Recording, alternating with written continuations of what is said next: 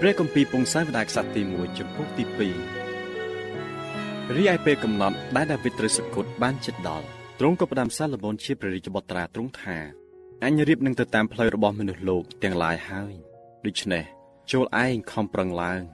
ហើយសម្ដែងខ្លួនឲ្យបានពេញជាប្រុសចោះចូលរក្សាបញ្ញារបស់ព្រះយេហូវ៉ាជាព្រះនេះឯងដើម្បីប្រព្រឹត្តតាមអស់ទាំងផ្លូវរបស់ទ្រង់ព្រមទាំងការតាមសេចក្តីបង្គាប់និងក្រិតក្រមហើយនឹងសេចក្តីបន្ទាល់របស់ទ្រង់តាមសេចក្តីដែលបានកត់ទុកហើយក្នុងក្រឹតវិន័យរបស់លោកម៉ូសេប្រយោជន៍ឲ្យឯងបានប្រព្រឹត្តដោយប្រាជ្ញាក្នុងគ្រប់ទាំងការដែលឯងធ្វើហើយនៅកន្លែងណាដែលឯងទៅដើម្បីឲ្យព្រះយេហូវ៉ាបានសម្រេចតាមព្រះបន្ទូលដែលទ្រង់បានមានបន្ទូលនឹងអញថាបើកូនចៅឯងរក្សាផ្លូវរបស់គេឲ្យបានដើរនៅចំពោះមុខអញដោយស្មោះត្រង់អស់ពីចិត្តអស់ពីព្រលឹងគេនោះនឹងមិនដែលខានមានពូជឯងអង្គុយលើបល្ល័ង្ករាជនៃសាសអ៊ីស្រាអែលឡើយមួយទៀតឯងដឹងការដែលយូអាបជាកូនសេរូយ៉ាបានប្រព្រឹត្តនឹងអញ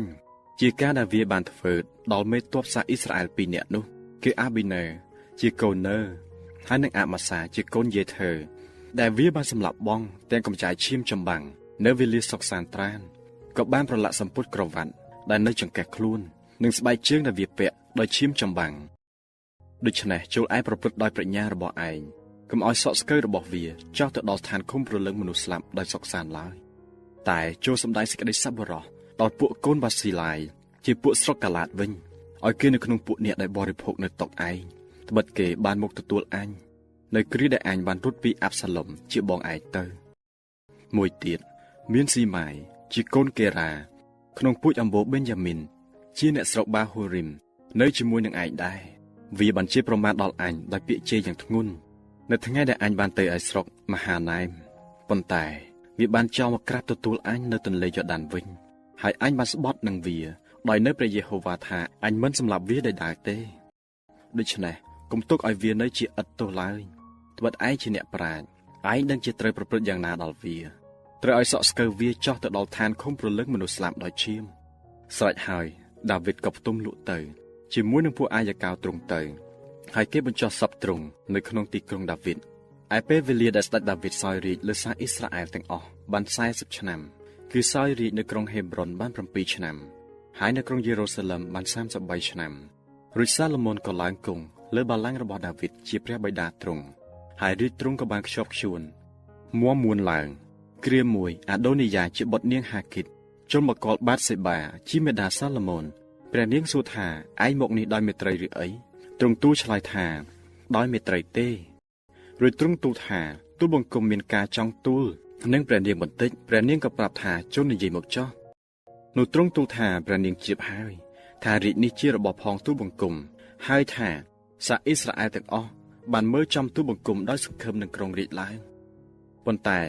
រាជបានត្រឡប់វិលទៅជារបស់ផងប្អូនទូលបង្គំវិញត្បិតគឺព្រះយេហូវ៉ាដែលទ្រង់ប្រទានទៅឲ្យឥឡូវនេះទូលបង្គំសូមតែសេចក្តីមួយចំពោះព្រះនាងប៉ុណ្ណោះសូមកុំប្រកែកឡើយព្រះនាងឆ្លើយតបថាចូលពោលឲ្យអស់សេចក្តីទៅចោះដូច្នេះទ្រង់ទូលថាទូលបង្គំសូមព្រះនាងទូលដល់ស្ដេចសាឡូមោនបិទទ្រង់នឹងមិនប្រកែកចំពោះព្រះនាងទេគឺសូមឲ្យទ្រង់ប្រទាននឹងអាប៊ីសាជាអ្នកស្រុកស៊ូណែមឲ្យមកធ្វើជាប្រពន្ធរបស់ទូលបង្គំបាទសេបាទទួលថាអើឯងនឹងទូលដល់ស្ដេចឲ្យឯងដូច្នេះបាទសេបាក៏ចូលទៅគាល់ស្ដេចសាឡូមោនដើម្បីទូលដល់ទ្រង់ឲ្យអាដូនីយ៉ាឯស្ដេចទ្រង់ក្រោកឡើងទទួលក៏ឲ្យព្រះអង្គគោរពរួចគង់លើបល្ល័ង្កទ្រង់វិញហើយបង្គាប់ឲ្យគេយកបល្ល័ង្កមួយមកដាក់ថ្វាយមេដាទ្រង់ព្រះនាងក៏គង់ខាងស្ដាំទ្រង់ទូលថាមេដាចង់សូមការតូចមួយពីបុត្រសូមគុំប្រកែកឡើយស្ដេចទ្រង់មានបន្ទូលតបថាសូមព្រះមេដាមានព្រះសវណ្ណីមកចោះត្បិតទូលបង្គំមិនប្រកែកទេដូច្នេះព្រះនាងទូលថាសូមប្រទាននាងអាប៊ីសាជាអ្នកស្រុកស៊ូណែមឲ្យទៅធ្វើជាប្រពន្ធអាដូនីយ៉ាជាថាទៅស្ដេចសាឡូមោនទ្រង់ឆ្លើយតបទៅមេដាថាហេតុអ្វីបានជាព្រះមេដាសូមនាងអាប៊ីសាជាអ្នកស្រុកស៊ូណែមឲ្យអាដូនីយ៉ាដូច្នេះត្រូវសូមទាំងរាជសម្បត្តិឲ្យវាផងត្បិតវាជាបងរបស់ទូលបង្គំស្រាប់គឺសូមឲ្យវានឹងអាប៊ីថាដ៏ជាសង្ឃហើយនឹងយូអាបជាកូនសេរូយ៉ាដែរនោះស្ដេចសាឡូមោនក៏ស្បត់ដោយនៅព្រះយេហូវ៉ាថាបើអាដូនីយ៉ាមិនត្រូវស្លាប់ដោយព្រោះពលពាក្យនេះទេនោះសូមឲ្យព្រះទ្រង់ប្រព្រឹត្តនឹងទូលបង្គំយ៉ាងនេះហើយលើសទៅទៀតផងដូច្នេះទូលបង្គំស្បត់ដោយនៅព្រះយេហូវ៉ាដ៏មានប្រជញ្ញរស់នៅដែលទ្រង់បានតាំងទូលបង្គំឡើងឲ្យអង្គុយលើបល្ល័ង្កនៃដាវីតជាព្រះវរបិតា ហើយបានឲ្យទូបង្គំមានចំនួនវងដូចជាទ្រង់មកសន្យាទុកគឺស្បត់ថានៅថ្ងៃនេះអាដូនីយ៉ាត្រូវស្លាប់ជាពិតស្ដេចក៏ចាត់បេណាយ៉ាជាកូនយេហូយ៉ាដាឲ្យទៅប្រហារជីវិតអាដូនីយ៉ាហើយទ្រង់ក៏សគត់ទៅខណៈនោះស្ដេចក៏មានបន្ទូលទៅអាប៊ីថាដោយជាសង្ឃថាចូលឯងត្រឡប់ទៅអាស្រ័យចំការរបស់ឯងដែលនៅស្រុកអាណាថោតវិញទៅត្បិតឯងគូនឹងស្លាប់ហើយប៉ុន្តែយើងមិនសម្លាប់នៅវេលានេះទេព្រោះឯងជាអ្នកស្វែងហឹបនៃព្រះអង្គម្ចាស់យេហូវ៉ានៅចំពោះដាវីតជាព្រះវរបិតាយើងហើយដោយព្រោះឯងបានរងទុក្ខក្នុងគ្រប់ទាំងសេចក្តីលំបាករបស់ព្រះវរបិតាយើងដែរដូច្នេះសាឡូមោនបានបណ្ដេញអាប៊ីថាចេញពីតំណែងងារជាសង្ឃនៃព្រះយេហូវ៉ាទៅដើម្បីឲ្យបានសម្រេចព្រះបន្ទូលនៃព្រះយេហូវ៉ាដែលទ្រង់បានមានបន្ទូលពីដំណើរវង្សាអេលីនៅត្រង់ស៊ីឡូដំណឹងនោះក៏លើទៅដល់យូអាប់ហើយលោកក៏រត់ទៅឯត្រសាលនៃព្រះយេហូវ៉ាចាប់កាន់ស្នាយអាសនា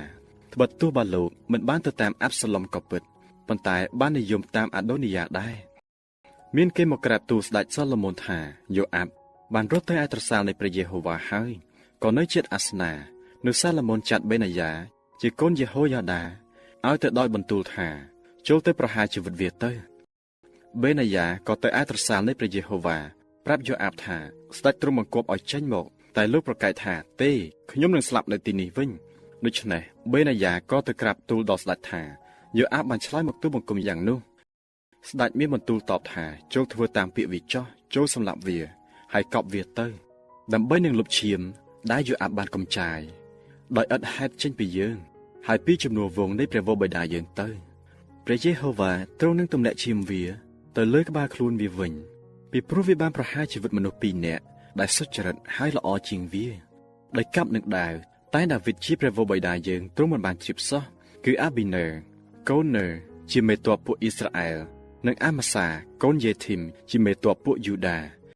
ឈាមរបស់គេនឹងធ្លាក់មកលើក្បាលយូអាប់ហើយនឹងពូជពងវាជារៀងដរាបទៅតែចំណែកឯដាវីតនឹងពូជពងទ្រង់ព្រមទាំងចំនួនវងទ្រង់ហើយរាជរបស់ទ្រង់នោះនឹងបានសេចក្តីសុខសាន្តមកអំពីព្រះយេហូវ៉ាជានិច្ចតទៅវិញ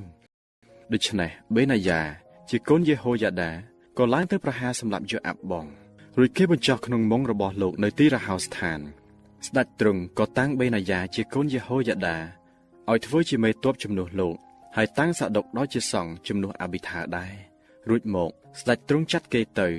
ឲ្យហៅស៊ីម៉ាយមកបង្គាប់ថាចូលឯងសង់ផ្ទះមួយនៅក្រុងយេរូសាឡឹមទៅ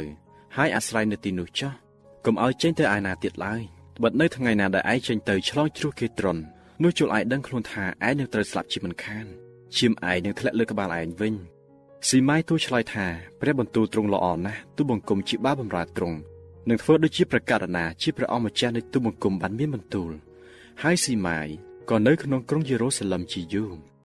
លុះកន្លងទៅ3ឆ្នាំហើយនៅបាវរបស់ស៊ីម៉ាយ2នាក់រត់ទៅឯអាគីសជាស្ដេចក្រុងកាត